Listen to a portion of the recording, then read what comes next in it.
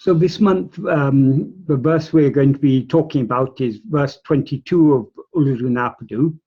This is the third in a series of 3 verses in which Bhagavan is talking about seeing God. In verse 20, he said, leaving oneself who sees, oneself seeing God is seeing a mental vision. Manamaya maḍakkip, but I'm using Tamil. That is the content of what is seen. What is seen is nothing but mind, nothing but mental. It's a mental vision. Leaving oneself, it literally means leaving oneself. But what that means is, instead of what it implies is, instead of seeing oneself, if one sees God, because so long as we don't see ourselves, we are aware of ourselves as a form, as this body. So we cannot see God except as a form. So when we see God in form, whatever that form may be, even if it's a subtle form like the presence of God or whatever idea we have, so long as God seems to be something other than us, that is just a mental fabrication. It is it's a sight which is produced by mind. It's not the real nature of God. And then he says in the next sentence, it's a complicated sentence. It literally means only one who sees oneself, the origin of oneself, is one who has seen God, because the origin oneself is not other than God. What that implies is only one who sees one's real nature, which is the origin of oneself as ego, is one who has seen God, because here he used origin in another sense to refer to ego, the original thought, because the original thought, this ego, having gone, oneself is not other than God. That we're nothing other than God. What creates the illusion that we and God are 2 separate things is nothing but the rising of this ego. So when ego goes, what remains is only one thing, which is our real nature, which is also the real nature of God. That we and God are one and the same substance, one and the same reality. That's verse 20. Verse 21, he asks a question. He asks and answered a question. That is, he says in the first clause, if one asks what is the truth of many texts that say oneself seeing oneself and seeing God, the answer, he implies the answer is, since oneself is one, how is oneself to see oneself? We can't see ourselves like we see objects, because we and ourselves are one. So we are not seeing something other than ourselves. We are just, so how is oneself to see oneself, since oneself is one? If it is not possible for us to see ourselves, how to see God? Those are 2 rhetorical questions. He implies that what is called seeing God is not seeing in the normal sense of one thing seeing another thing, because there is only one thing. Therefore, he says, in the last sentence of this verse 21, he says, "Uṇādal kān." That means becoming food is seeing. The implication is that only by becoming food to God, that is by being devoured by God, by dissolving back into God, by being fully digested by God, so to speak, that is truly seeing him. That is only when we who've now risen as this ego turn back within and subside in our source, the source from which we rose, which is our real nature, and which is also God. That is, when we are, so to speak, devoured by him, that is truly seeing him. The reason we don't see, God is nothing but the pure self-awareness, but it's ever shining in our heart. But we are now aware of that pure self-awareness mixed with adjuncts. Instead of being aware, the pure self-awareness is just I am. But instead of being aware of just I am, we're now aware of ourselves as I am Michael, I am Kumar, I am whatever our name may be. This name is a name given to a person, to a body. So when I say I am Michael, I'm referring to myself as if I'm this body. So though in this mixed awareness, I am this body, I am Michael, what is real is only I am. That is God. That is our real nature. But so long as I'm aware of myself as I am Michael, I'm not aware of my real nature as it actually is. I'm not aware of myself as I actually am. Instead, I'm aware of myself as if I'm Michael. So in order to be aware of myself as I actually am, which is what is metaphorically referred to here as seeing God,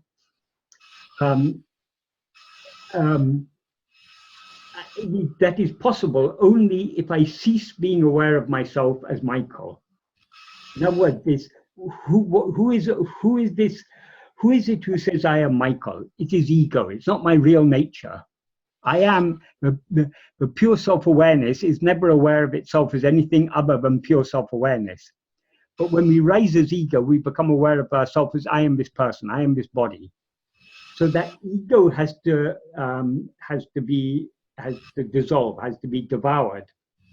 It has to merge back into its source, melt back into its source. As Bhagavan says in verse 101 of Arunachala Aksharammalai, Ambuvilali Pol, Amburu Vunilene, Ambai Karitarala Arunachala. That's a prayer. He prays to Arunachala. Arunachala, like ice in water, melt me as love in you, the form of love. So we have to, the analogy he's using there is that the ego is like a solidified piece of the ocean, like a block of ice in the ocean. In order for that block of ice is nothing other than the ocean, but it seems to be separate. So it has to melt back into the ocean in order to be aware of itself as it actually is. The ocean is the ocean of love, which is the very nature of pure self-awareness. Pure self-awareness is infinite love. So only by melting back into our source are we aware of ourselves as we really are. That is what Bhagavan refers to here as, what he describes here as Unadal Khan, becoming food is seen. It's only when this ego is completely eradicated, when it dissolves back into the pure self-awareness that we actually are, that is truly seeing ourselves as we actually are. That is truly seeing God. So those are the first two of these three verses. Then the verse we're dealing with today is verse 22. So he ended verse 21 by saying, becoming food is seeing, but how to become food? That is what that question is what is answered in verse 22. But instead of verse 22 is actually is just one question, and there's one separate word. The separate word is the final word, madi, which means consider.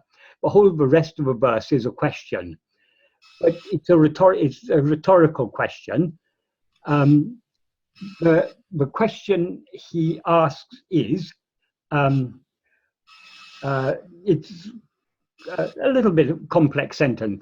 What he says is, matikkoḻi tandu, a-m-matikkuḻ oḻirum, matiyiṉai uḻḷē maḍakkip, patiyil, padittiḍudal aṉṭṛi, patiyai, matiyāl, matittiḍudal eṅṅaṉ. This sentence in Tamil poetry, a sentence isn't always in its natural prose order, because, for example, in English, a relative clause always comes after the noun that it is qualifying, but in Tamil it always comes before the noun.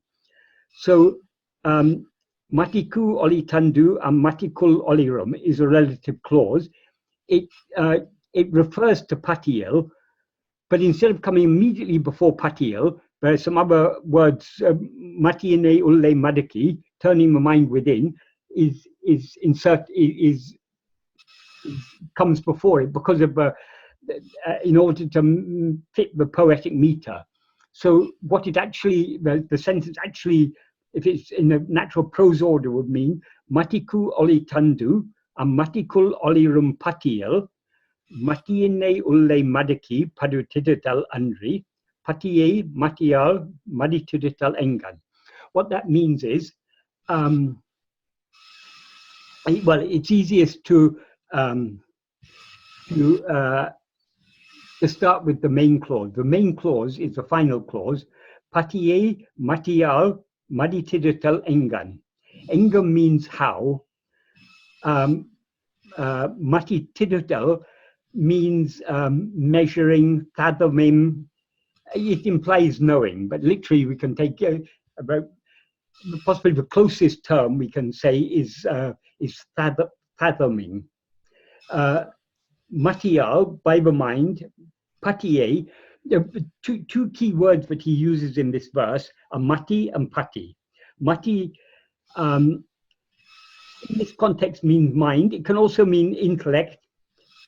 In some cases, it can even mean will. In verse 19, it's the word that he used when he was talking about faith and will. The term he used for will was mati. But more, though mati can mean will, in that context it means will, it more generally means intellect, or in a more general sense, mind. So we can take it here as mind. So mati means mind. Pati means the Lord.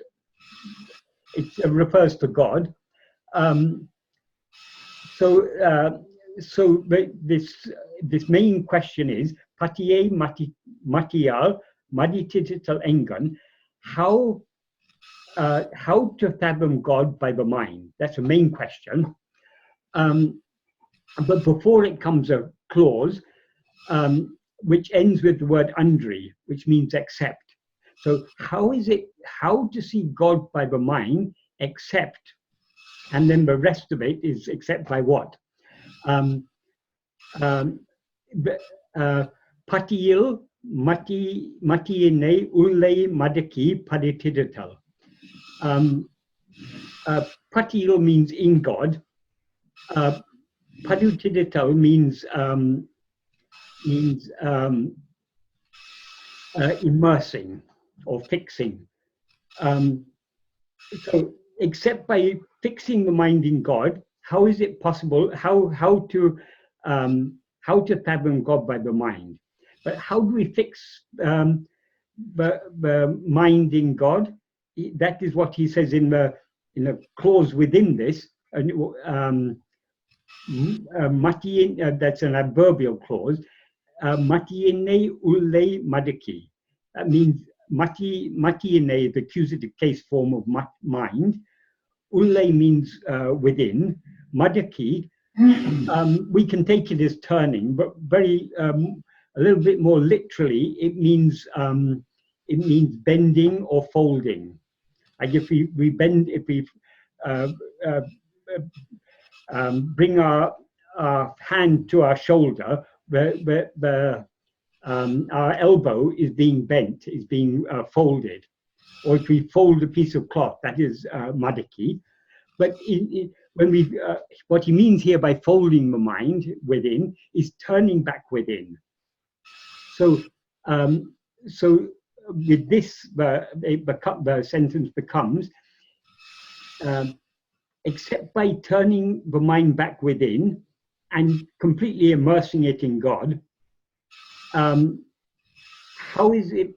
to fathom God by the mind? But what he means by patiyil is what he explains in the very first clause, which is a relative clause. But within this relative clause, there's an adverbial clause and then the main part of a relative clause.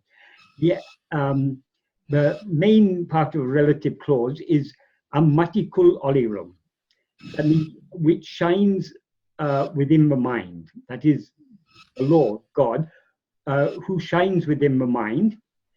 And the adverbial clause that precedes that is matikku oli tandu. That means giving light to the mind.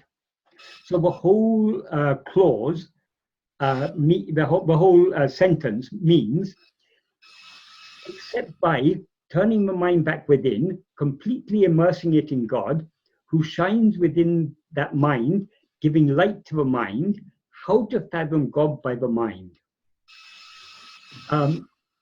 So this is obviously a rhetorical question. So the implication is, it is not possible to know God to fathom God by the mind, or to know God by the mind, except by turning the mind back within and thereby completely immersing it in God, who shines within the mind, giving light to the mind. Since he says here that God shines within the mind, giving light to the mind, it's obviously, he's not referring to God as another. He's referring to God as the real form of God is nothing but our own real nature, the pure self-awareness, which is always shining at the core of our being, within our heart, as pure self-awareness, which illumines the mind, enabling the mind to know all other things. That is, the mind is the mind, or in effect means the ego, because the ego is the perceiving element of the mind, the conscious element of the mind.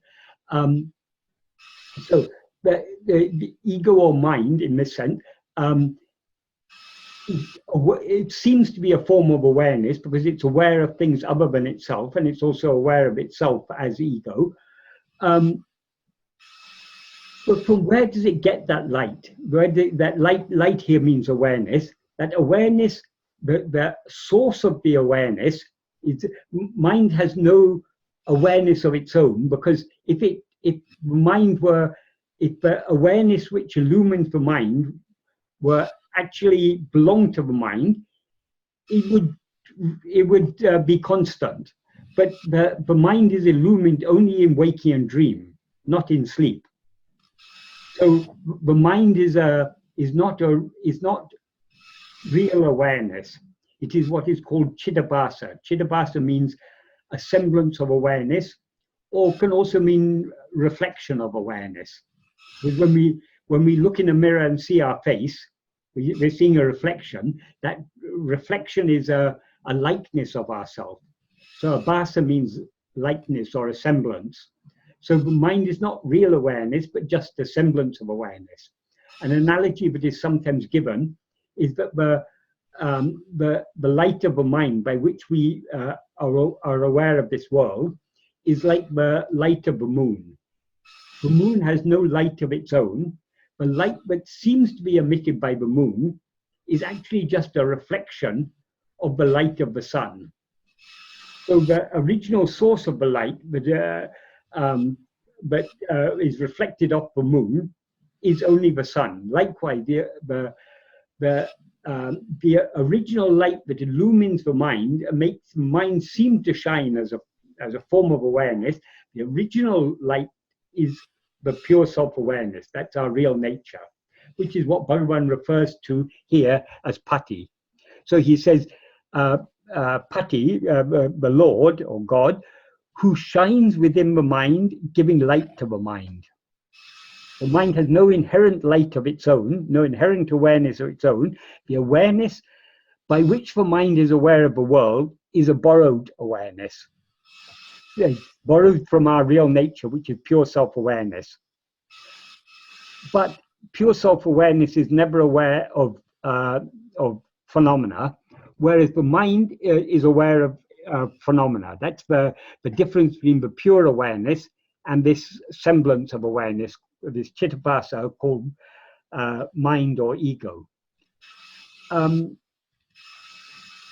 the Kalivemba version of this verse, Bhagavan extended this first sentence by adding before it a relative clause.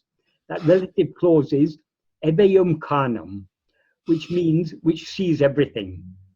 Since the first word of the verse is mati, matikku, that is giving light to the mind, so that particular word to the mind eveum carnum, which sees everything. So with this additional relative clause, this kalivember extension, this sentence is eveum carnum matikkoḻi tandu a-m-matikkuḻ oḻirum patiyil matiyiṉai uḻḷē maḍakkip padittiḍudal laṉṭṛi patiyai matiyāl madittiḍudal eṅṅaṉ. That means, except by turning the mind back within, completely immersing it in God, who shines within that mind, giving light to the mind, which sees everything, how to fathom God by the mind. Some of the kalivember extensions are not of great significance. They don't really add a lot, but this is in this particular case, this is actually a very significant relative clause, because what Bhagavan is saying here in this relative clause is that the mind is what sees everything. Many Advaita philosophy is understood in many different ways by different people according to the, as Bhagavan said, it's according to the purity of the mind. The same teaching reflects in different ways. So in order to understand Advaita in its purest form, we have to be willing to give up all our former beliefs. But many people are not willing to give up all their beliefs. But the purest, well, the very purest form of Advaita is what is called ajata. Ajata means not born, literally, or but it can also mean not become, not appeared, not happened. So ajata is a complete denial of the appearance of anything. That, Bhagavan says, is the paramatika satya, the ultimate truth.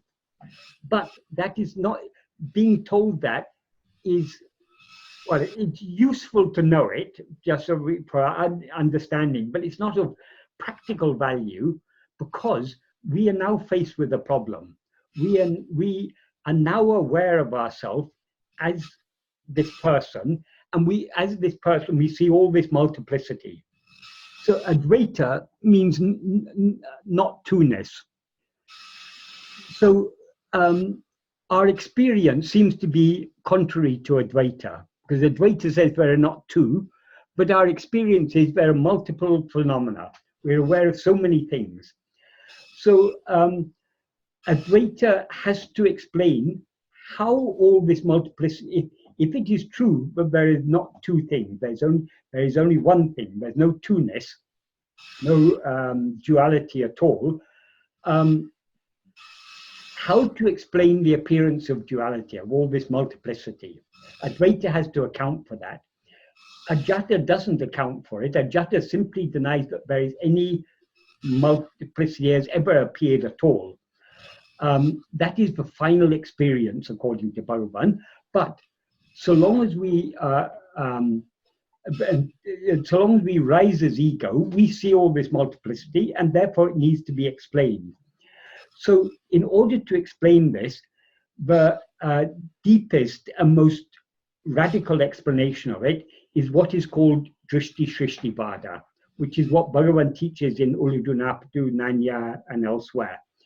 Drishti Shrishti Vada, Drishti means seeing, but seeing means not just seeing with the eyes, it means perception in a more general sense. So Drishti means perception, Shrishti means creation. So Drishti Shrishti, and Vada means contention. Drishti Shrishti Vada is the contention, but perception is antecedent to or comes before creation, or it doesn't mean it comes before in chronological sequence, because we perceive things are our perception of something and its creation is simultaneous, what is called yugapat srishti, simultaneous creation. But causally, it is our perception that causes creation, because creation is nothing but a mental projection. So we project phenomena by perceiving them. We can understand this from dream.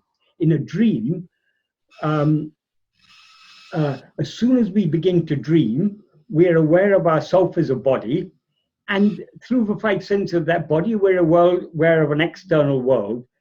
And it's all that we experience in dream is very much like what we experience now. But as soon as we leave that dream and come to this state, though while we were dreaming, it all seemed real. The world we perceived in dream seemed to be external to ourselves. It seemed to us to be existing independent of our perception of it. But as soon as we wake up, we recognize that it was just our own mental projection. It was just a creation of our mind. In other words, the dream didn't exist independent of our perception of it. We don't, after waking up from dream, we don't wonder what's happened to all the people we left behind in dream, because we know they didn't actually exist. They were just our mental projection. As soon as we begin dreaming, we are aware of ourselves as a body, but we don't suppose that that body was already there and that we came and then became aware of it. We know as soon as we began dreaming, we projected that body, and through the five senses of that body, we projected the world. This is what is called drishti shrishti. And according to Bhagavan, this waking state is nothing but a dream. So this is also a mental projection. So this is what Bhagavan teaches in Uḷḷadu Nāṛpadu and elsewhere, is that how all this multiplicity appears, it appears because we see it. That's why he begins Uḷḷadu Nāṛpadu, the very first word, clause of the first verse of Uḷḷadu Nāṛpadu. That's first verse of the main text. I'm not referring here to the Mangalam verses that come, two Mangalam verses that come before it. In the very first verse of the main text, Bhagavan begins with the words Nam Uḻḷarum Kandalal. Nam means we, Uḻḷarum means world, Kandalal because of seeing. That is, because we see the world. So Uḷḷadu Nāṛpadu starts from that. There would be no use in Bhagavan if Bhagavan had taught us only ajata. Ajata denies the existence of the appearance of multiplicity, so it doesn't provide us a means. Now we seem to we are aware of the appearance of multiplicity. This has to be explained. In Uḷḷadu Nāṛpadu, Bhagavan explains it by saying the world appears because we see it. In other words, our perception is the cause of creation. Drishti Shrishti Vada. This we can see very clearly in verses like, for example, verse 26, which we'll be talking about in a few months. Bhagavan says, Ahandayundayin netumundahum. If ego comes into existence, everything comes into existence. Ahandayindrail indru anatam. If ego doesn't exist, everything doesn't exist. Why does he say everything comes into existence only when the ego comes into existence, and it doesn't exist when the ego doesn't exist? It's because everything exists only in the view of the ego. So this is the significance of this relative clause that he uses here, but he added in the Kalivemba version of this verse 22, ebeyam kanam, which sees everything, the mind which sees everything. Mind here means the ego, the perceiving element of the mind. So Bhagavan is affirming here that the mind is what sees everything. However, this is the purest form of Advaita that can be taught, and this is all that we need to understand. If we understand that everything seems to exist only because we see it, then the way out of of this problem we've created for ourselves by rising as ego is to cease perceiving other things. In other words, we rise as ego, as Bhagavan says in verse 25, Urupatri undam, urupatri nikum, urupatri undu mika ongam. Urupatri literally means grasping form. Grasping form means all phenomena are forms. So how is the ego, and he refers to ego in that verse as a uruvatra payahande, the formless phantom ego. So since ego is just a formless phantom, it's got no arms or hands or anything, so how can it grasp things? It grasps forms by being aware of them. So it is by being aware of things, of phenomena, things other than I, forms, that we rise as ego, but we stand as ego, and by grasping and feeding on forms, this ego is nourished and flourishes. That's what Bhagavan says in verse 25. So since the ego comes into existence and stands only by grasping form, that's by being aware of things other than itself, it will not subside so long as it continues to grasp form. Therefore, in order to make it subside, it needs to stop grasping form. But how to make it stop grasping form? The very nature of the ego is grasping. So instead of trying to grasp things other than itself, the ego needs to try to grasp itself. Grasp here is obviously used metaphorically, mean in the sense of be aware of. So instead of being aware of anything, so long as we're aware of anything other than ourselves, any phenomena or forms, we have risen and are standing as ego, and we are thereby nourishing this ego. So in order to starve the ego and make it subside back into its source, we need to give up being aware of anything other than ourselves and be aware of ourselves alone. That's why Bhagavan says in this verse, except by turning the mind within, how is it possible to fathom God by the mind? So God here means our real nature. So how can we know our real nature except by turning the mind within?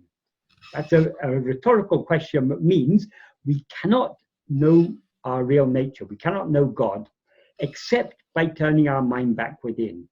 Turning the mind back within means withdrawing our attention from all other things and fixing it on ourself alone. That is grasping ourself instead of grasping anything else.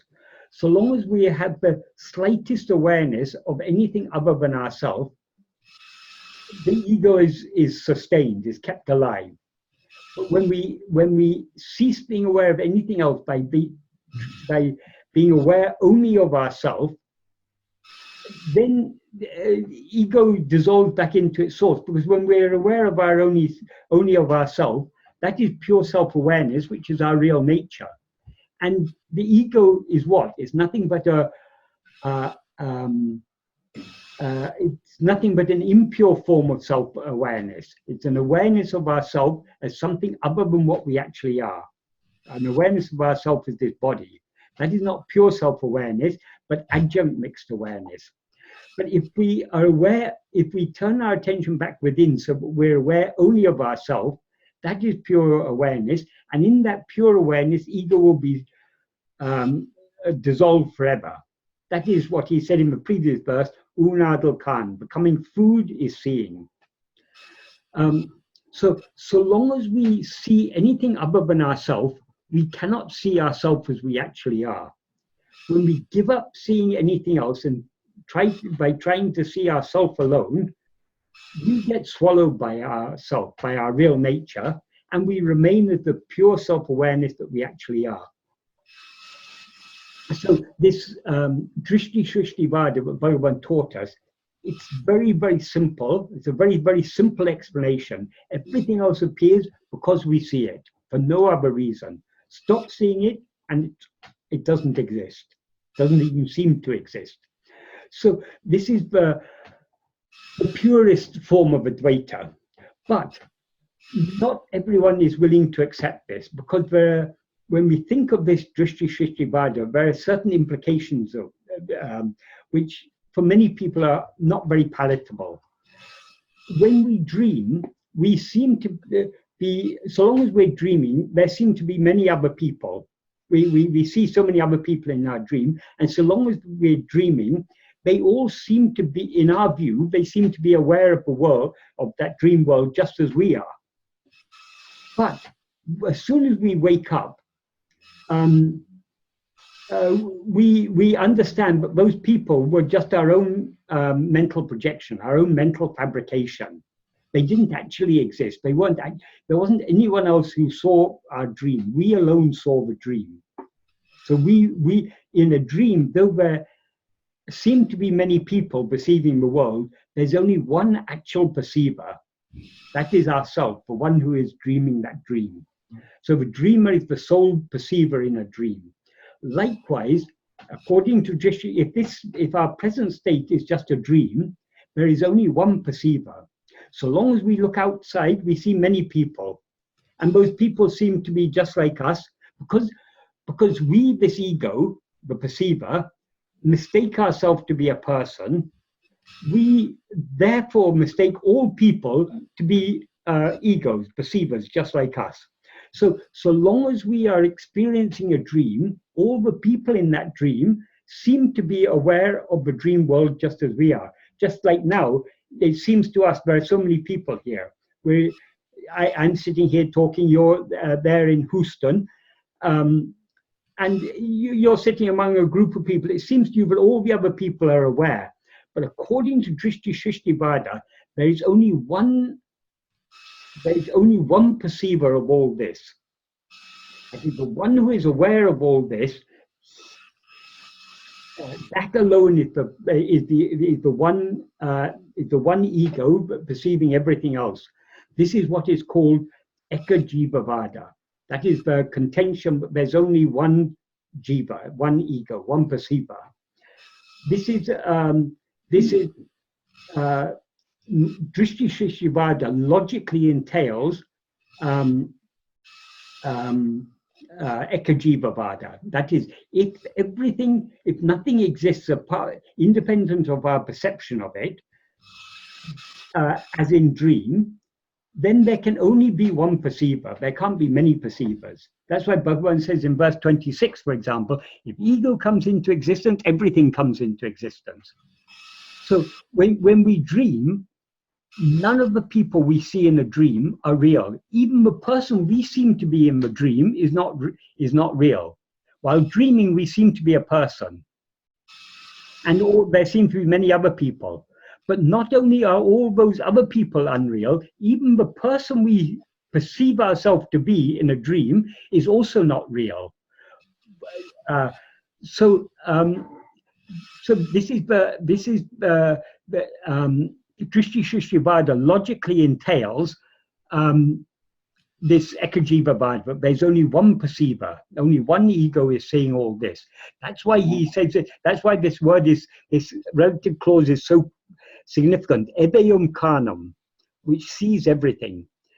Ebeyum means it's a very emphatic way of saying everything. So it implies there's nothing exists except if we see everything. That means only what we see exists.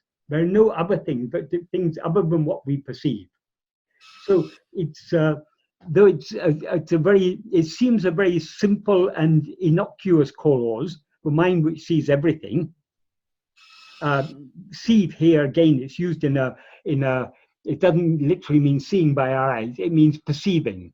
So except what we perceive, nothing exists. This world, we imagine when we wake up from sleep, but the world existed even while we were asleep, even while we were dreaming that we were in some other dream world, or even when we were in deep sleep, this world continues to exist. If our clock said 11 o'clock when we went to bed, we wake up in the morning and it says 6 o'clock. So time has passed, the world has gone on. If we open our computer or turn on the radio or open a newspaper, we'll find so many things have happened during the night that we weren't aware of. So it seems to us that the world exists even when we don't see it. But if the mind is what sees everything, nothing exists except what we see. So since we didn't perceive any world when we were asleep, according to Bhagavan, the world doesn't exist when we're asleep. Things only exist when we perceive them. And even when we perceive them, they don't actually exist. They only seem to exist. So this is a very, very radical form of Advaita. Though it's the simplest of all explanations for the seeming existence of all this multiplicity, it is very radical and therefore not so palatable to many people. So, sages like Bhagavan, they often have to dilute the truth to suit the needs, the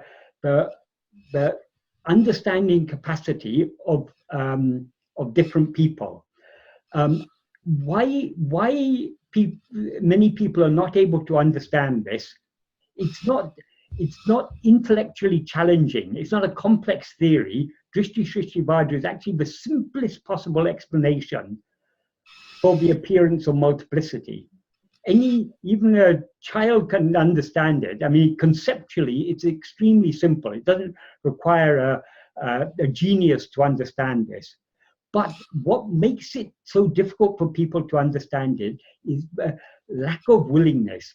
Unless we are willing to accept this, it will seem to us to be, oh, this is just mumbo jumbo. It's all fantasy. How can you say the world doesn't exist when I'm asleep? So many other people will come and bear witness to the fact that it existed even when I was asleep. So of course the world existed. Bhagavan said to people who gave such arguments, Bhagavan said, if the world existed in your sleep, why didn't it come and tell you that it existed? Now when you say that other people were aware of that world when you were asleep, those other people whom you're calling as witnesses are themselves part of the world whose existence in your sleep is in question. So calling other people to bear witness to the fact that the world existed when you didn't perceive it is like in a court calling a thief to bear witness to give evidence to say that he didn't commit the crime. If you ask the thief to say, if you ask a thief to give to be a witness, the thief is obviously going to say, no, I didn't steal anything. Likewise, the world will always say, no, I existed in your sleep. The other people that we see as part of the world, they will always bear witness to the fact that the world existed in our sleep. But when we when we question the existence of the world in sleep, we're questioning the existence of those people. So it is not the testimony of other people doesn't decisively resolve this question, because those other people whose testimony we want to rely on are themselves part of a world whose existence in sleep is in question. So, if we're willing to accept this is a very clear and simple explanation, but many people aren't willing to accept it. So sages like Bhagavan come down to different levels. So within Advaita, there are many different levels of explanation. The deepest and most radical level is Ajata. But Ajata completely denies that anything has ever appeared, any multiplicity has ever appeared. That is the final experience according to Bhagavan, but that is not suitable to teach, because teaching is only for the ego. And ego seems to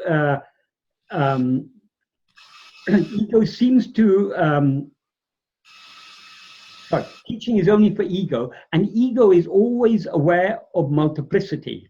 So it is not to say there is no multiplicity has never appeared at all, is not a practical teaching to give to egos. So Bhagavan comes down from Ajata, which is his own experience, to the level of Drishti Shrishti Vajra to explain all this. But for those who are not willing to accept this, he comes down lower and lower to the next level after every explanation. Ajatta is not a creation theory, because Ajatta denies that there was ever any creation at all.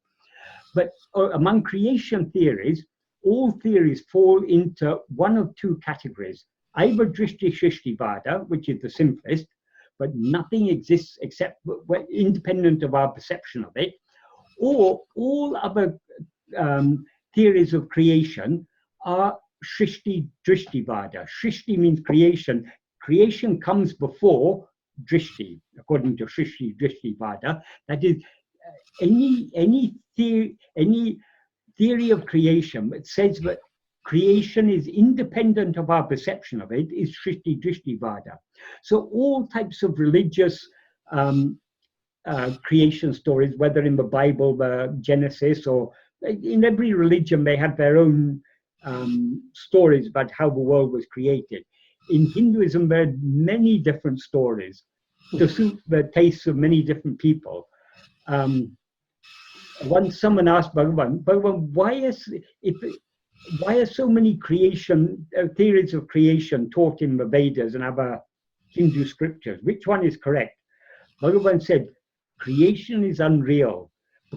If creation were real, all the sacred texts will give only one account of creation. But creation is unreal, so they give different accounts of creation to suit the needs of different people.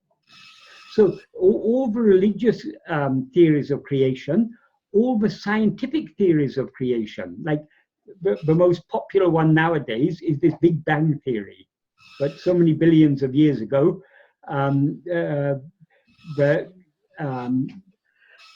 everything was one dense ball of energy. When that exploded, time started from that point, and the whole universe then expanded from that. So all began with this Big Bang. That is the myth of modern science, or the belief of modern science, the theory of modern science. But that is also assuming that the world exists independent of our perception of it. We weren't around so many billions of years ago when that Big Bang occurred. So if we believe in the existence of the Big Bang, we're believing that the world exists independent of our perception of it. Likewise, that religious theories of creation, the scientific theories of creation, and almost all philosophical theories of creation assume that the world exists independent of our perception of it. So all kinds of creation theory all come under Shrishti Drishti Vada, except this one theory, which Bhagavan taught us in, not theory. Bhagavan said this is what we should take as the truth. That is Drishti Shrishti Vada, a contention, but there's no creation. Nothing is created except in our perception. So nothing exists independent of our perception of it. So, as I say, not everyone is ready to accept this. So within Advaita, there are various forms of more sophisticated forms of Shrishti Drishti Vada, but Shrishti Drishti Vada nonetheless. They talk about Maya, about Brahman plus Maya equals Ishwara, and Ishwara creates the world, and then the Jiva comes and sees the world. I mean, there are so many different ways it's explained. They're all coming close to Advaita, but they're not actually. They still believe the world exists independent of the perceiver of it. But if the world exists independent of the ego that perceives it, in whose perception does it exist? Therefore, they point out in some Upanishads and other texts, it is said Brahman is that which knows all this. So they say Brahman, everything is created in the view of Brahman. Brahman is what is aware of everything. Whereas Bhagavan says mind is, when he says evayam karnam mati, mind which sees everything, he implies that it's mind alone that sees everything. But according to certain explanations within Advaita, it said that Brahman is what sees everything. But there's a logical contradiction in that, because according to Advaita, Brahman alone exists. Brahman alone is real. So in order to see itself as many things, Brahman, which is ever one, would have to misperceive itself in order to see itself as many things. So that means if Brahman misperceives itself, that means Brahman is subject to illusion. Brahman is subject to ignorance. So no other theory, though they're taught in Advaitic texts to suit the needs of different people, none of them are logically sound. The only logic, if Advaita is true, the only logically sound explanation for the appearance of multiplicity is Drishti Shrishti Vada. But it's not Brahman that sees the world, it's only ego that sees the world. Because we rise as ego, we see the world. And just like in dream, dream world and dream body are projected by the mind, and projection and the perception are actually one and the same thing. That is, where do we project the appearance of the world? Only in our awareness. So it's only in our perception that the world seems to exist. So nothing exists independent of our perception of it. This is the only logically consistent explanation that Advaita can provide for the appearance of multiplicity. Any other explanation, you have to imply that Brahman itself is, but if ego is not the only perceiver, if there are many egos, then we get into all sorts of complications. But that satisfies many people because they're not willing to accept, but I alone am perceiving the world. Because I see it, the world seems to exist. If I turn back within and merge back into my source, the world and everything else will cease to exist along with me. So the choice is ours. Bhagavan never forces anyone to believe this. We don't have to believe this, but this is what Bhagavan taught us. If we want to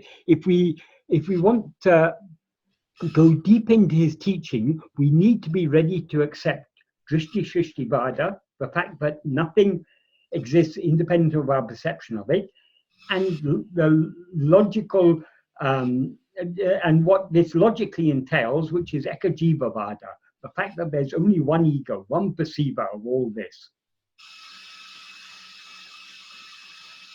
Once, just a small anecdote, once someone was talking to Bhagavan about Einstein's theory of relativity, and was explaining to Bhagavan that according to Einstein, if there are two observers moving at different speeds, the time will be different for them. And the person asked Bhagavan, is this correct? Bhagavan said, well, he makes an assumption, but there's more than one observer. But actually, there is only one observer. All other observers exist in the view of the one observer. So Bhagavan could very easily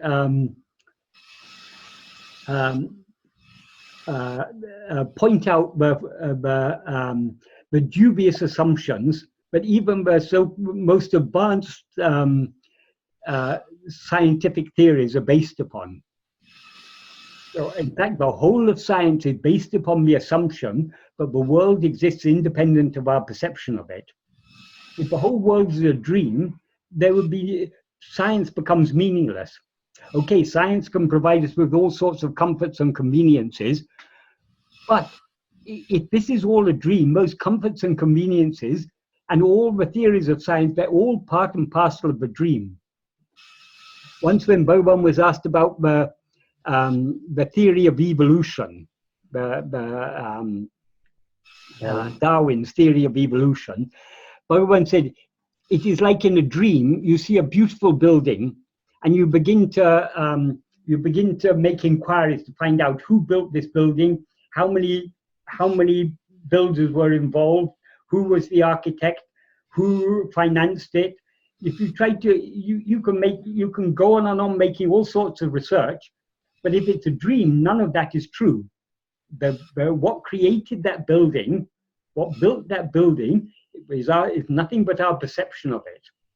All the architects and the builders and the financiers and everything, they're all just part of our dream. They have no existence independent of our perception of it. Likewise, if this world is just a dream, all the science, all our scientific knowledge is just a fabrication. None of it is real, because what they're making research about has no existence independent of our perception of it. So Bhagavan's teachings are extremely radical. Naturally, they don't appeal to many people. Even many of the people who came to Bhagavan and asked him questions were not ready to accept this. So Bhagavan often talked as if God created the world. When people told Bhagavan, oh, there's so many problems in the world, the British are ruling India, we need to get rid of them, or there's this problem or that problem, so many problems people talk about. Therefore, shouldn't we go out and do something to help this world? Bhagavan said, he who has created the world knows how to look after it. Leave it to him. In other words, he's recommending surrender. But when he says he who has created the world, he's saying it as if there is a God out there who has created the world. Why he said that? Because many people are just not ready to accept that this world is just a dream. If we accept the world is just a dream, there's no need to say that it was created by God. Because who created a dream? A dream is nothing but a fabrication by the mind of the dreamer. So this world is, according to Drishti Shrishtivada, it's not created by God. It's simply created by the ego's looking outward, looking away from itself. In other words, the ego's misperception of itself.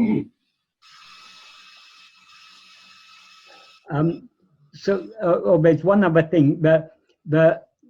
So all of this verse is a question, but there's one word that comes after the question. That is mati. Mati in this context is an imperative verb that means consider. In the Kalivemba version, Bhagavan extended this as matiyai, whereas mati is a simple imperative. Matiyai is a more polite imperative or an optative that means may you consider. So Bhagavan asks us to think about this. How is it possible to know God except by God is that which is shining within the mind, giving light to the mind. So how is it possible to know him or to fathom him except by turning the mind back within and completely immersing it in him? God there obviously means our real nature, the pure self-awareness that we actually are. So that was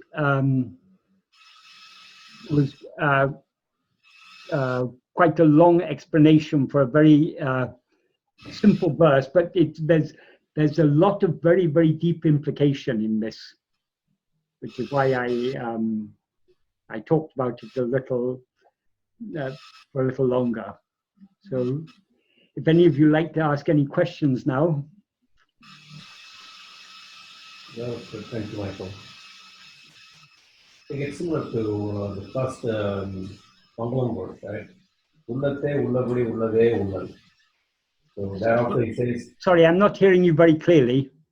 So in the Mangalam verse also he says like Uḻḷē, ullľadu, uḻḷē, uḻļal. So meaning like only absorbing in one's own mind is the real meditation. That it kind of seems similar to the point that's making here, like only by self-inquiry you can know God. I mean, he explains on it a little bit more, but I think that only part strikes me that, that is the most important thing. In that first Mangalam verse, Bhagavan doesn't mention the existence of world at all. In fact, the only other thing he mentions the existence of is thought. But he doesn't, rather than mentioning the existence of thought, he mentions the non-existence of thought. Because he said that uḷḷadu or uḷḷadu, that which actually exists, It exists in the heart, uḷḷadu, without thinking, without thought. So how to think of it, how to know it, we just have to be as it is in the heart. We can know it only by being it, is what that means. So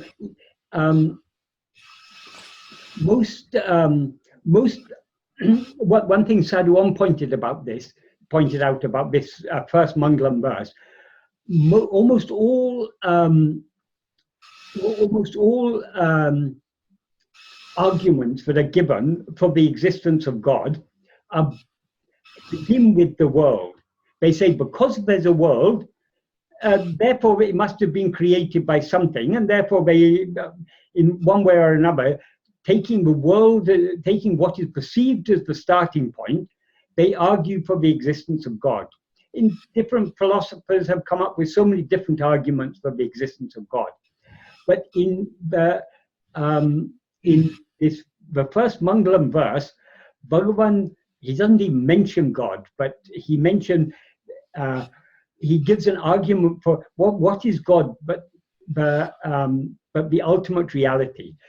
Bhagavan gives an argument for the ultimate reality, but doesn't bring in the world at all. He says, uḷḷadu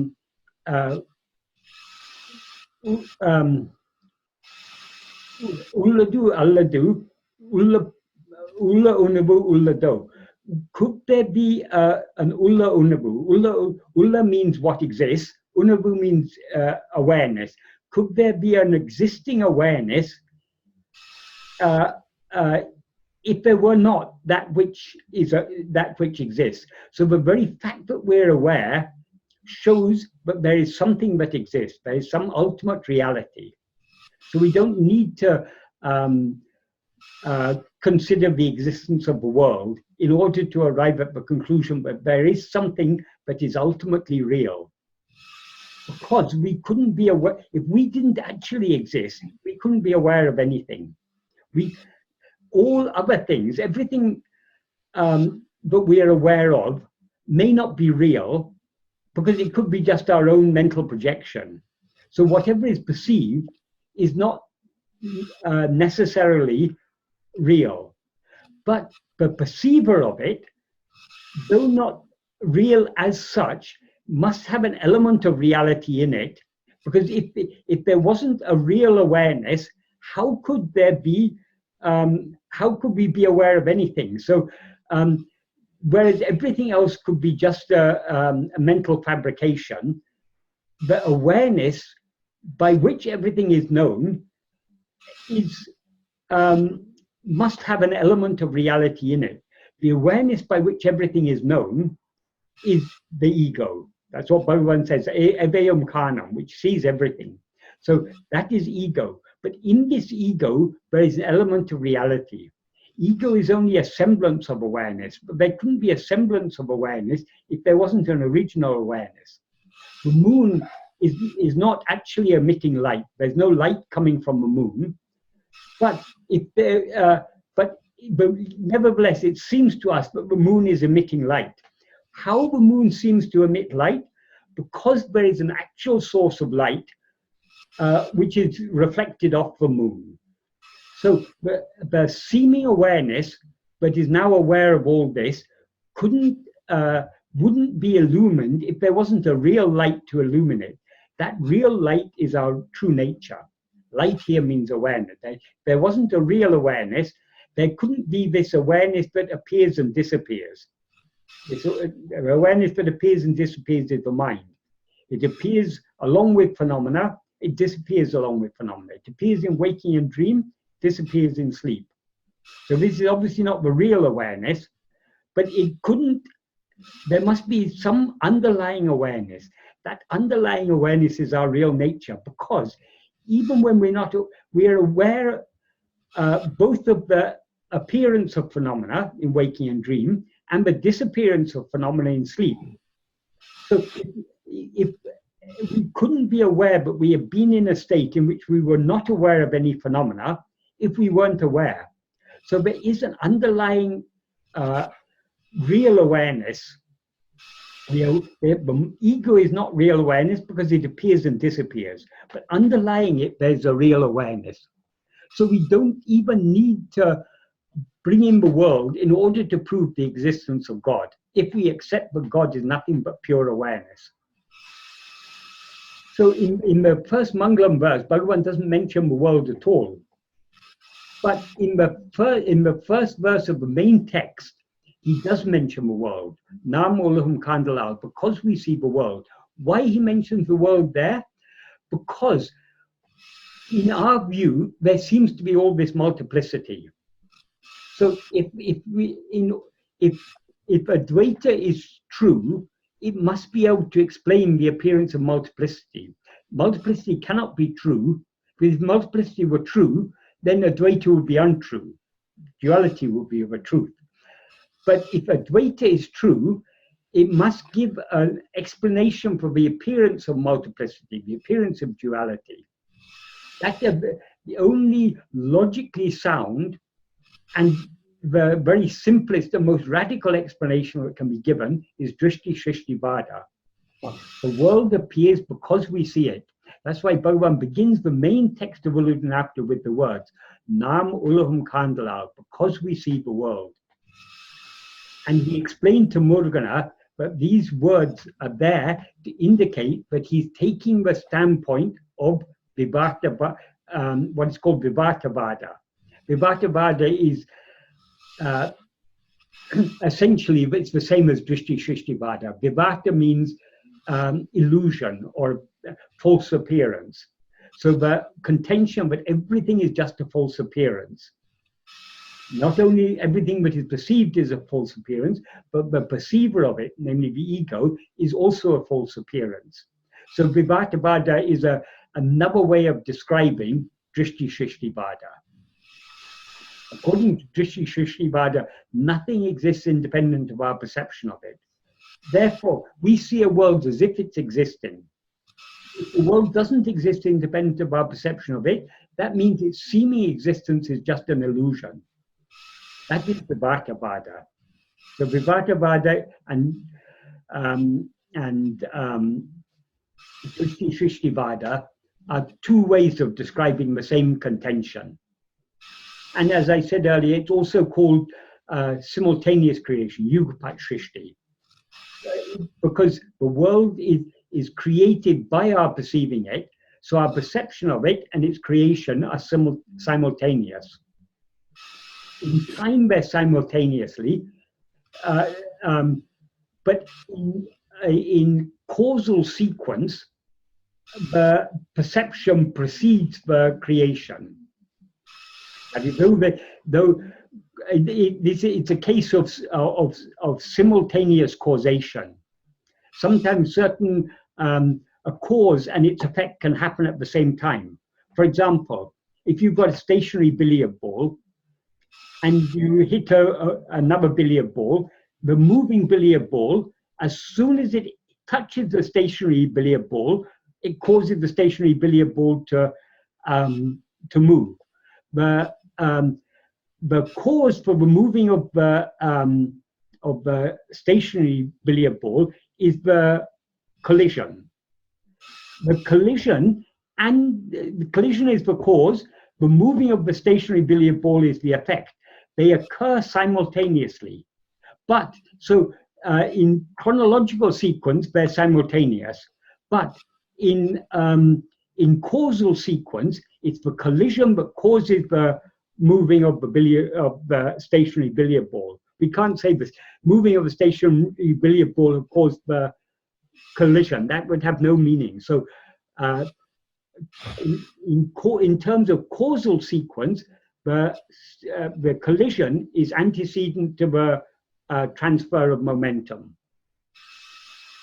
So in time, they occur simultaneously. That's why sometimes Bhagavan says, the mind and the world rise and appear together. But at other times he says, only after the mind appears does everything else appear. It may seem to be, why is he saying sometimes they're simultaneously, sometimes he says after. Like in verse 23, the verse we'll be dealing with next time, he says, Nan ondru arinda pin, elam-erum. That means after I rises, everything rises. He uses the word pin, which means after.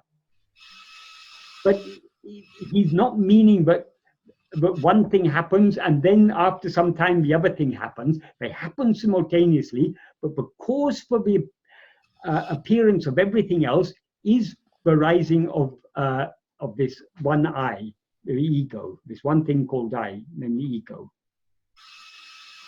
So while elsewhere he might have said simultaneous, but I think it seems in Uḻḷadu Nāṛpadu he stresses the causal sequence more, right? Well, no, yeah, I mean, he also stresses in verse 7, he says, in verse 7, he uses the word arivu, which means awareness, but he's using it, he talks about that arivu appearing and disappearing. So what is the awareness that appears and disappears? That's nothing but the ego.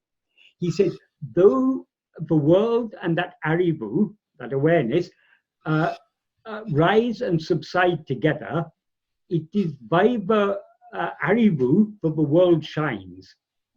Now, arivu there, as I say, that means ego. So what he's saying there, though ego and world appear simultaneously, it is what makes the world appear, shine. When he said it is by the arivu that the world shines, that means it's by the ego that the world is made to appear. So the cause is ego, the effect is the appearance of the world, but they occur simultaneously. So there in that verse, he's emphasizing the chronologically means in terms of time, they're simultaneous. In terms of causal sequence, the rising of ego is causally antecedent, it causally precedes. That means it doesn't mean it occurs before it in time. In terms of time, they happen simultaneously, but in terms of causation, the cause is the rising of ego, the effect is the appearance of the world.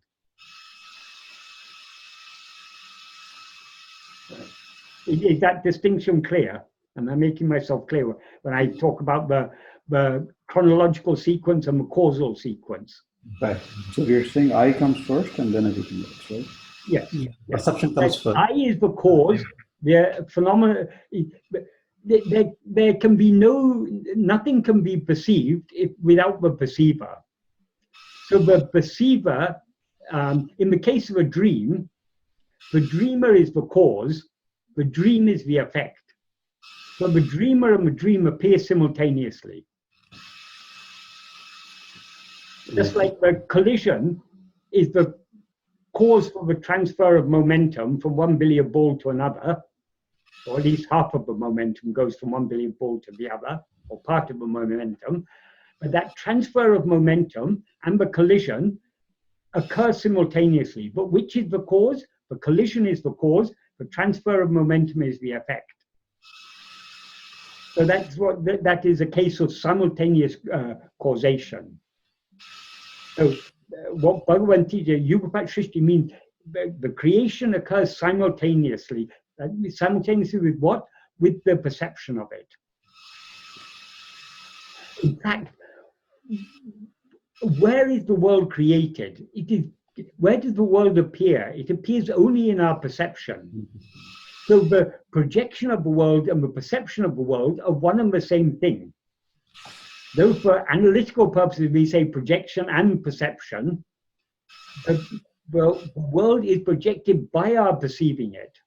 Just like in the dream, how the dream is projected, where is it projected? It's projected only in our imagination, in our perception. It's only in our perception that the dream world seems to exist. So our perception of it is projection, and it's our projection of it and our perception of it are one and the same thing.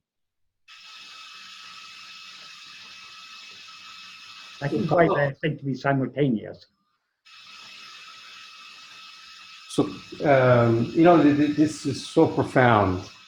It just like crashes everything that we have come to believe over the years. Yes, yes. I mean, like it just demolishes everything. This is so this is so profound, but at the same time, it's so simple. Right. And it's the only thing actually that makes sense. But it's too simple for most of us. Right. Logically very sound.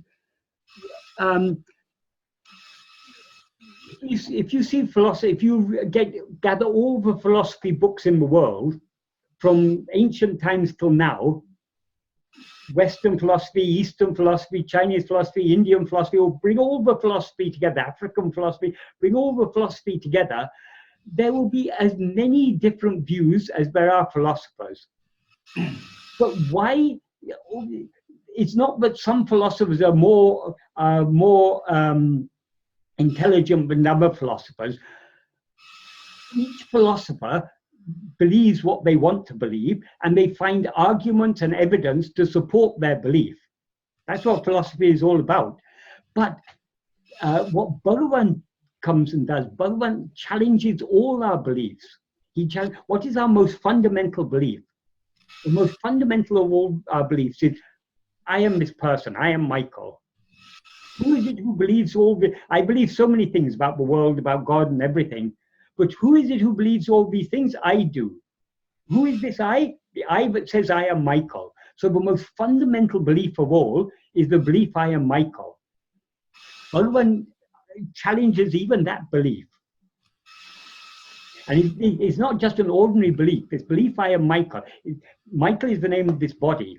It's my actual experience that I'm this body. So it's such a firmly rooted belief, though it dissolves as soon as I go to sleep.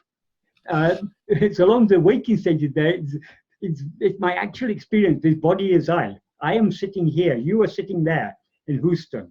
I am talking. When we say I, referring to ourselves, we're constantly referring to this body and this mind as I. Because it's actually our experience that we are this body, we are this mind. So this is such a fundamental, but Bhagavan challenges, shows us that our belief in though we experience ourselves as this body, the body cannot be what we actually are. Because if this body were actually what we are, we couldn't be aware of ourselves without being aware of this body. But we are aware of ourselves, for example, in dream, when we're not aware of this body. So how can this body be what we actually are?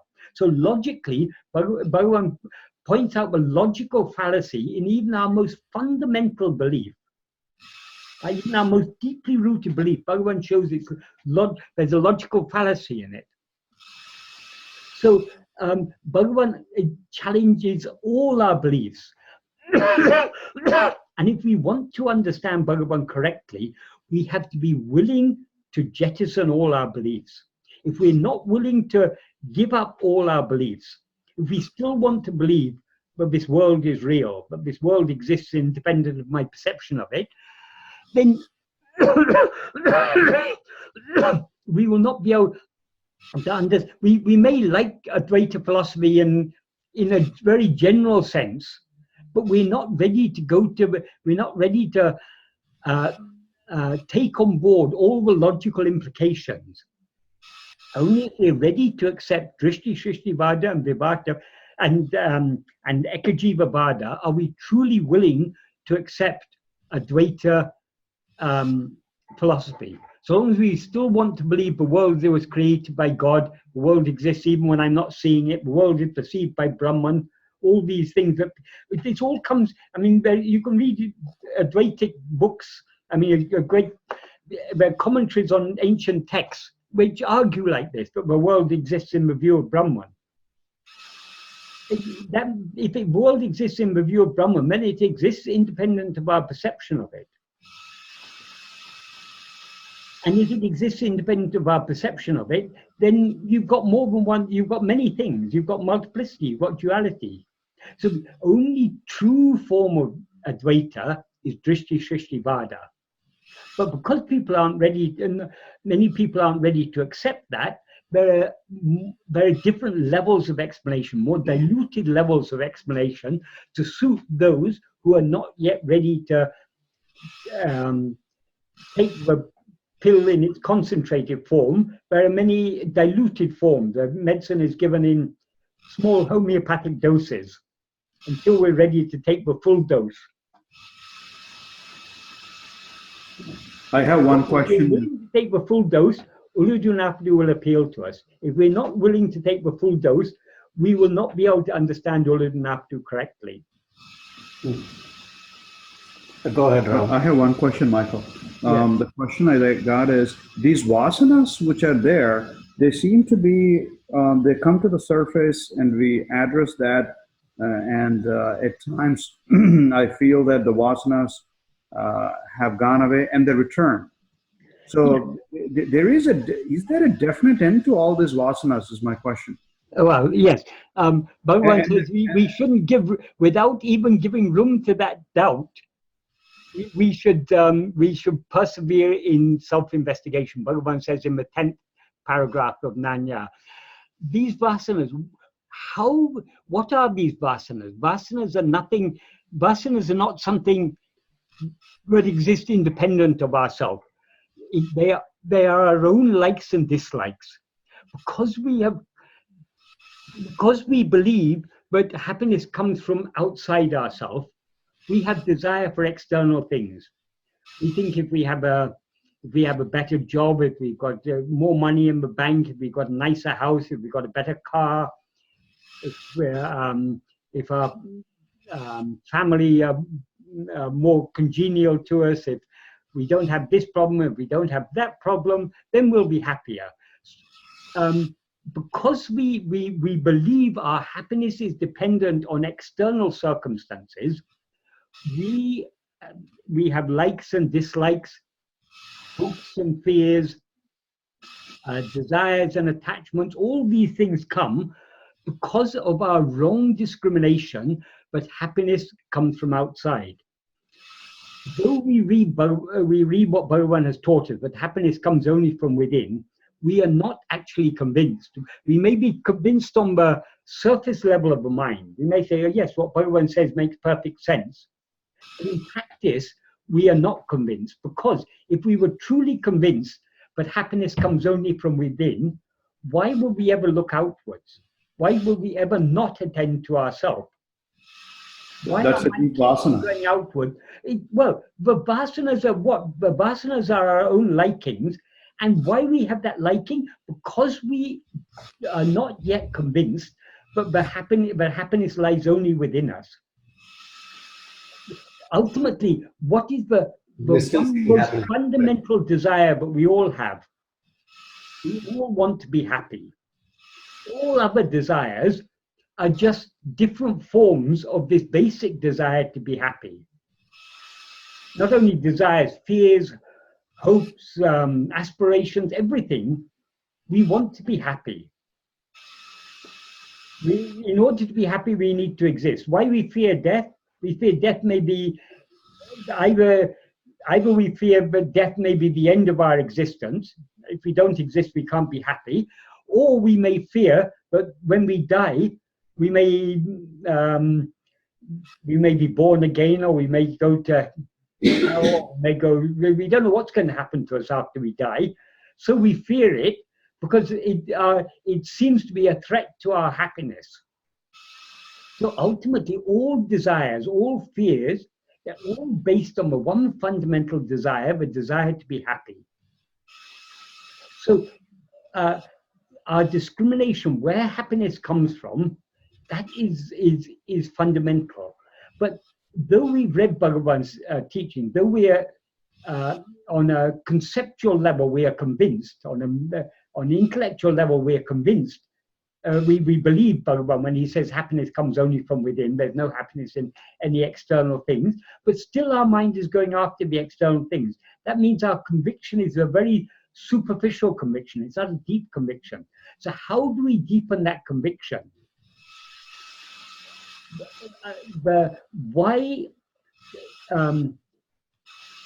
If we had clarity of mind, we would see the truth. Because of our lack of clarity of mind, we are not able to see things clearly. And lack of clarity of mind comes because of our constantly looking outwards, looking away from the light at things that are illumined by the light. In order to clarify, to purify our mind, we need to turn our attention back towards the light. The more we investigate ourselves, the more we attend to ourselves, the greater the clarity of our mind will increase. And the more clarity we have, the stronger will be our conviction that there's no happiness to be gained in any of these external things. So then that is how our vasanas are weakened. So it's all part of a process. If we persevere in our practice of self-investigation and self-surrender, our mind will be purified. Purified means the desires and attachments and fears and everything else, they'll get weakened. And they'll get weakened because of an increase in clarity. Because of increase in clarity, we know it really doesn't matter whether we've got whether our bank balance is $1,000 or $10,000 or $100,000. All we need is food for today, and if we are destined to have food for every day of the rest of our life, if we're destined to have clothing, if we're destined to have shelter, all these things will be provided. We don't have to concern ourselves with these things. But if we lack clarity of mind, we'll think, I have to get more money, because the more money I have, the more security I have, the less chance of me becoming penniless. And the more money I have, the more freedom I have to do whatever I like. And we go on pursuing our desires and desires and desires.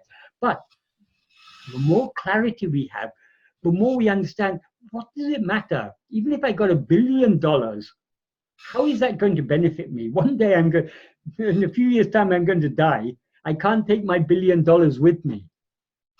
So whatever, the more we, our mind gets purified and clarified, the more trivial all these worldly achievements will seem to us. And the more trivial these things seem to us, the easier it will be for us to turn our mind within. And the more we turn our mind within, the more it will get purified and clarified. And so the more trivial all these worldly things will seem to us, we'll become indifferent to them. That is Udassina Bhava. We'll have that attitude of indifference. The fear you talked about is also part of the same mix. The fear comes... Fear, if we had no desires, we'd have no fears. Fear is the opposite of desire.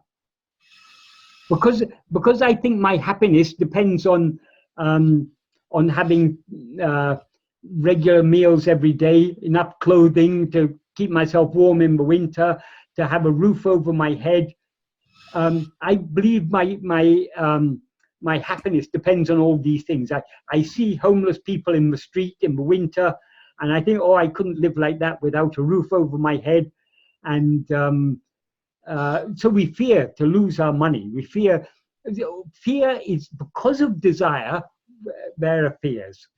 If we had no desires, if we were indifferent, if it didn't matter to us whether we have food or we don't have food, whether we're in pain or we're not in pain, whether we're cold or we're not cold, whether we're hot or not hot, we're indifferent to all these things. We have no desire for anything, then we would have no fear of anything.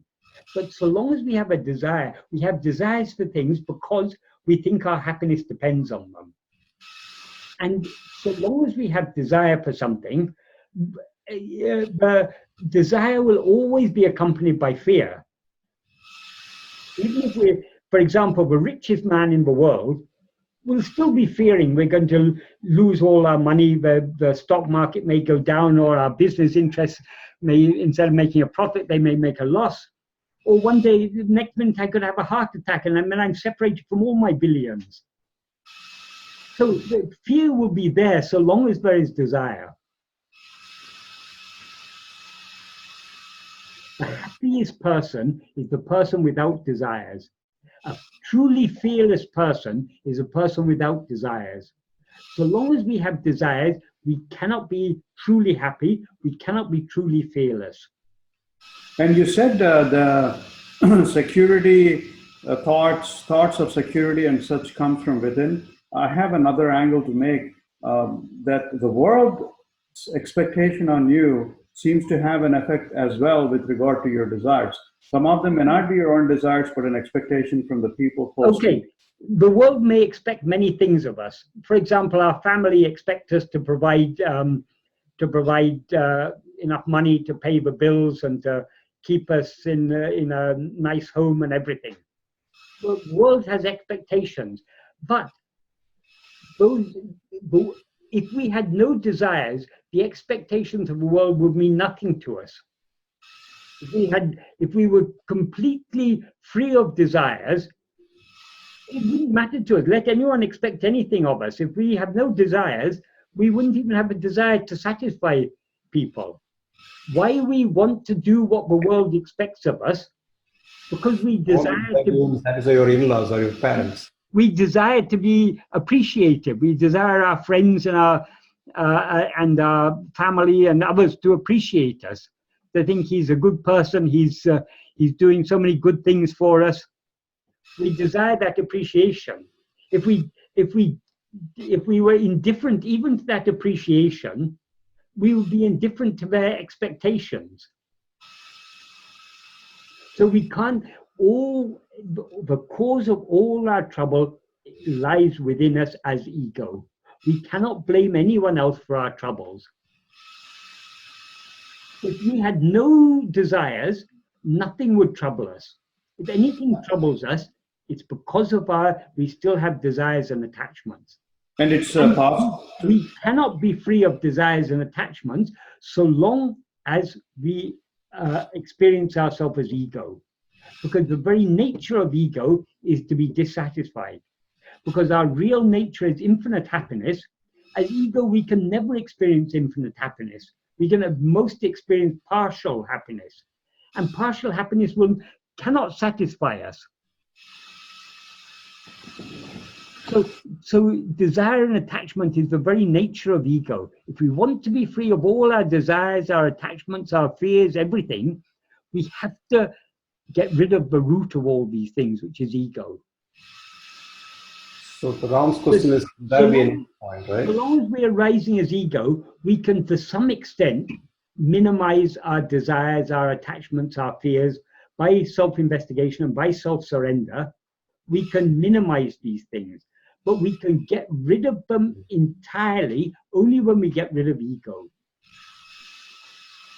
Yeah, my question was: there is a real situation that I thought there was a thing in my vasanas I thought I worked towards eradicating. It surfaced back again.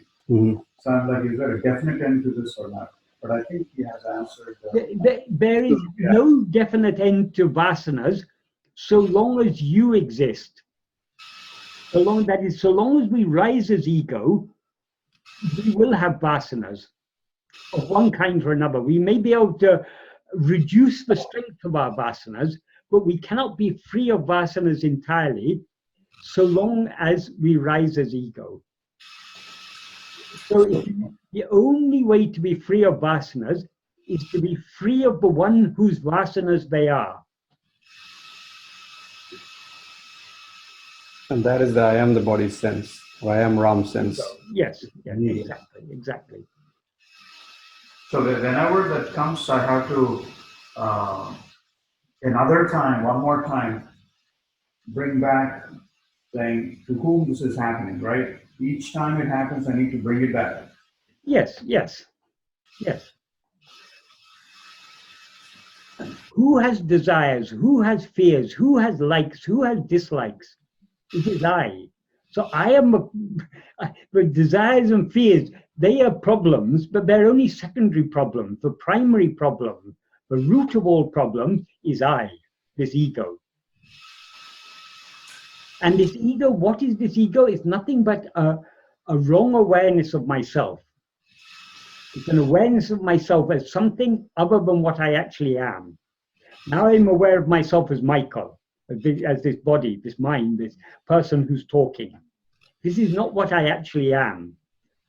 So long as I'm aware of myself as this person, or any other person, I'm not aware of myself as I actually am.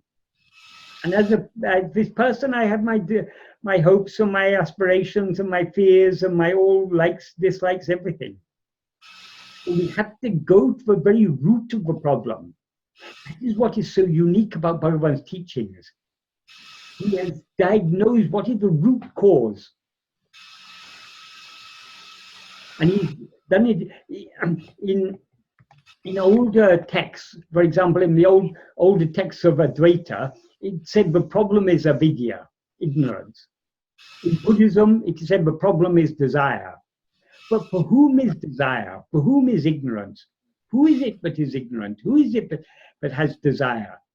It is I, this ego. So when Bhagavan says ego is the root of all the problems, we cannot get rid of avidya, we cannot get rid of desire without getting rid of ego. And in Christianity, they say there's original sin. We're born in original sin. Bhagavan said the original sin is nothing but ego. So if we want to be free of that original sin, we have to be free of ego. So whatever, in terms of whatever religion or whatever philosophy, Bhagavan will have a correct answer for us. Once a group of Islamic scholars came to Bhagavan and they asked him, Swami, what is the goal of all religion? He said, salam.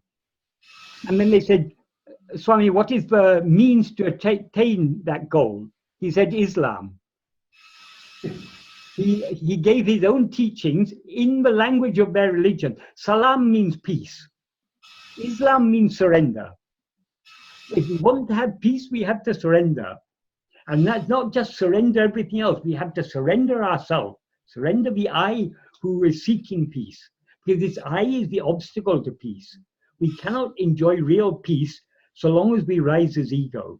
So if we want to attain real peace, we not only have to surrender all our likes, dislikes, desires, and everything, we have to surrender ourselves. And surrendering ourselves is also through self-inquiry. It's the same thing. We can to some extent reduce our likes and dislikes, that is without investigating ourselves, simply by trusting in Bhagavan, or God, or whatever we choose, Allah or Buddha, or whatever we choose to call, or Jesus, or whoever, whatever name or form doesn't matter. So long as by trusting in that higher power, and by discriminating, by thinking. For example, we may have so many desires, but what is the use of fulfilling all these desires? One day this body is going to die, and everything we've achieved in this life is going to go with it. So why to desire? So by a mixture of trust in the higher power and using our power of discrimination, we can reduce the strength of our vasanas, our likes, our dislikes, our desires, our fears, our hopes, everything. We can reduce the strength to some extent. We cannot, so that is surrendering, that is partial surrender. But if the surrender is to be complete, we have to surrender the I who has all these desires and attachments. How to surrender the I? What is this I, this ego? It's nothing but a wrong awareness of ourselves. An awareness of ourselves is something other than what we actually are. So how can we surrender this except by being aware of ourselves as we actually are? So surrender can be completed only by self-investigation. And we cannot investigate ourselves. We can investigate ourselves only to the extent that we are willing to surrender. Because to investigate ourselves, we have to turn our mind within. We have to let go of everything else. Until we are willing to let go of other things, we won't be able to go very deep into this path. So self-investigation and self-surrender, they are inseparable. They're two sides of the same coin. Right. Bhakti and jnana. Self-investigation, self-surrender. Yeah. Got it. Because by investigating, this ego is nothing, what we now take to be ourselves, which is this ego, is nothing but a false self-awareness, an awareness of ourselves, not just as I am, but as I am this body. So this is what needs to be surrendered. We can't surrender what we actually are. We can only surrender what we seem to be. That is ego. And we can surrender ego only by investigating it.